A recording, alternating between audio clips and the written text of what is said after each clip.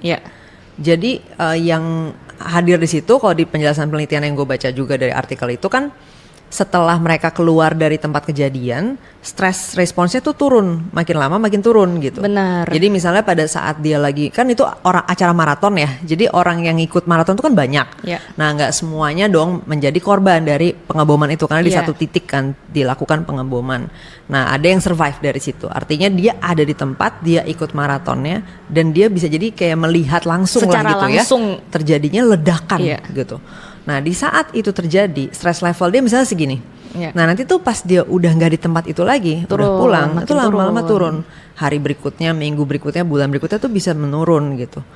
Nah sedangkan orang yang terus-terusan berada dalam loop berita negatif tentang kejadian itu. Iya, doom scrolling tiap hari nih. Iya, tentang kejadian si bombing itu.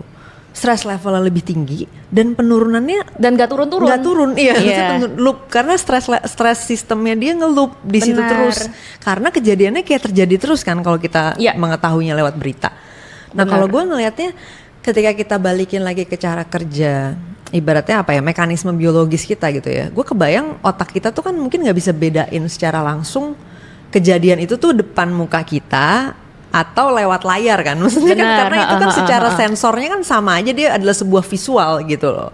Jadi I imagine si visual ini memang men-trigger respons yang sama dengan kalau kita ngelihat langsung.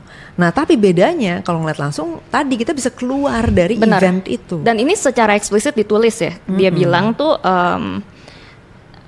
buat yang secara langsung ada di maraton itu, setelah eventnya selesai ya udah kayak mereka kelar gitu, dan itu stress sistemnya tuh membaca bahayanya udah lewat nih, dan mereka masuk masa pemulihan gitu kan. Recovery. Tapi buat yang terus-terusan ngelihat headline, ngelihat foto-foto hal itu, terus korban itu, terus habis itu berita-berita negatif itu, traumanya itu terulang lagi dan lagi setiap kali itu muncul lagi di HP-nya gitu, dan akhirnya traumanya tuh ke aktivasi lagi dan lagi nggak pernah turun gitu loh kan. Dia bilang